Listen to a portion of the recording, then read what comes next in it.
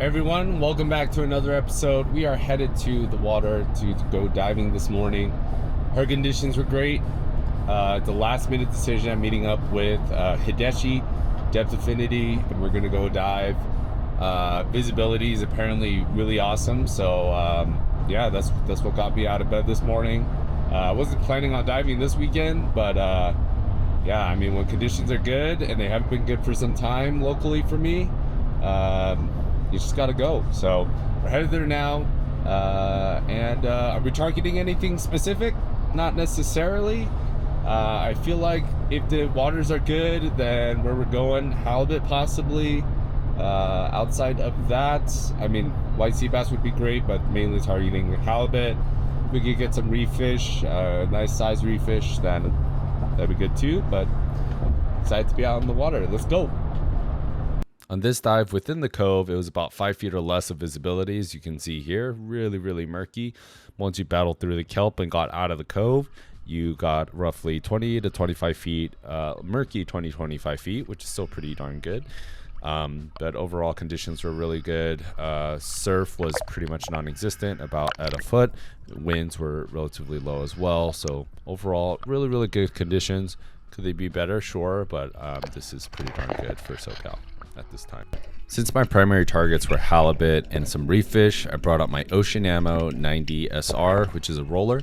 And I brought out this spear gun because this length in general is my favorite reef general length. 85-90 is my go-to. I think it combines good power with versatility and maneuverability of that size and length. And this gun shoots super smooth and straight.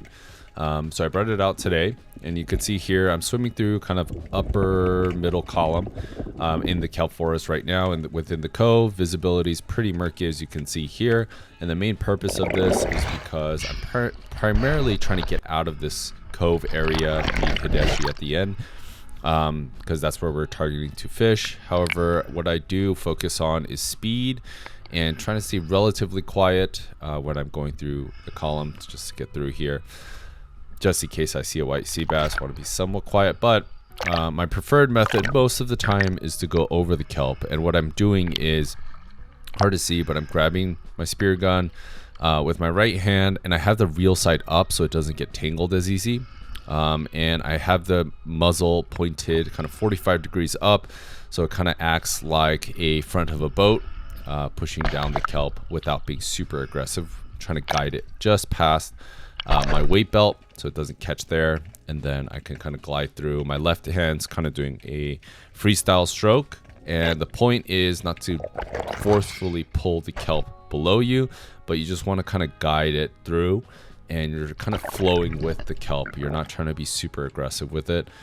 If you have not swam through a dense kelp forest within a cove or outside within SoCal, I would highly suggest you go with someone that has done it before at least a handful of times. Going at it yourself, sure, it's doable, but it can be dangerous. You do get tangled pretty quickly if you don't know what you're doing, or even if you do know what you're doing, you do get tangled. It's just trying to manage getting tangled is really key. So in my opinion, swimming over it, super smooth. If your spear gun gets tangled, what I like to do is bring it under the kelp, feed it through, kind of threading the needle. I'll cross over. So if it's in my right hand, I'll bring my left hand over, freestyle, grab the spear gun, and then pass through, let the kelp go under, freestyle with my right to go under larger kelp bundles.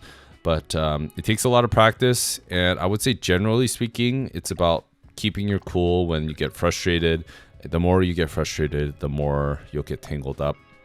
So staying cool, staying calm, and try to make sure that your gear is set up to go through it. What I mean by that is making sure things aren't easily caught on the kelp. Things will get caught.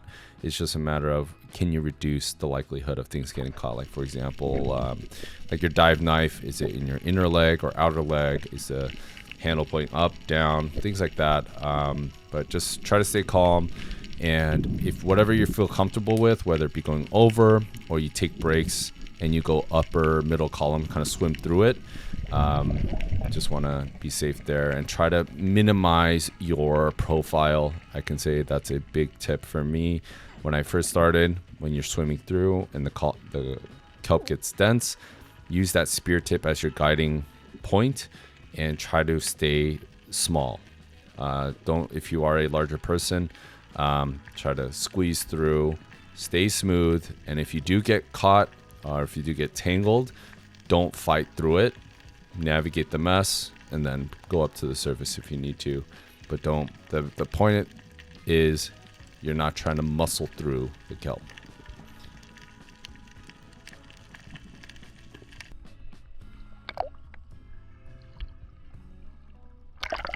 So what you're looking at is called a banks board, that yellow float right there. It's made out of a hard polymer, similar to like a kayak, but it's a purpose-built float for spearfishing. No, I am not sponsored by them or have received anything from them. I think it's a really cool idea. It's a purpose-built spearfishing float, and Hideshi first introduced it to me, and I've seen it, and ever since I think it's more and more of a viable option.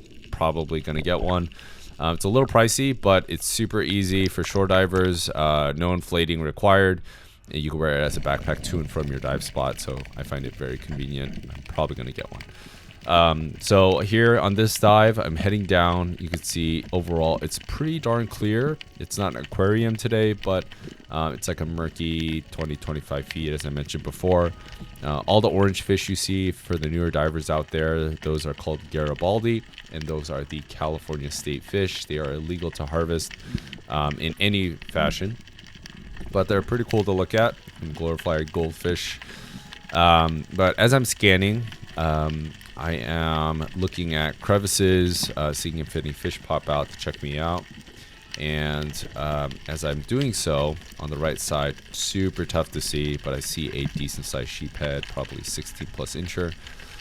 And right after passes that kelp right there, I try to thread the needle and take the shot, but it was just too far away to get it. So that ended up being the only shot I took at a fish the entire dive. There were a lot of juvenile sheephead and calico, but overall a great time to be out on the water. Visibility was good. Could it be better? Yes, but not complaining. The past couple of weeks before this dive have been pretty rough, so any good dive I can take from shore, I'll take it. Lobster season is coming up, so get ready your gear for that. But had a great time. Let me know what you think in regards to action cams. I'm currently using a DJI Action 5 with a case on this dive in the middle of me trying to fix some water issues, or the setting issues. I mean, water got into the case and essentially condensation and screwed up the rest of my footage for half the dive. I do run caseless later. I'll show you in a future video. But what are your thoughts? What are your opinions on action cams? I know I put a poll out on Instagram. Thank you for those who participated. But let me know your thoughts. I'm still looking around. I could always use a second one for different angles. And let me know if there's any other angles you'd like to see. But that pretty much wraps up this dive. No fish, but I shot at a decent sized sheephead, missed. It was kind of a reach of a shot. It was in the murk. I thought I could time it just perfectly after some kelp, but wasn't able to do so. So great dive. Conditions were about 20-25 feet, murky 25, but really good viz overall once you got past the shore, closer to shore. But overall I had a good dive with Hideshi. But always good to be in the water. The camera fogged up a little bit. Apologize for that. I forgot to turn the sound on my DJI Action 5, and that helps me know if it's recording or not. So yeah, I'll do a review on the DJI Action 5. I switched over from a GoPro. I'll explain the pros and cons so far. Overall, I will say it's much better. So anyway, thank you for watching, and I'll see you on the next one.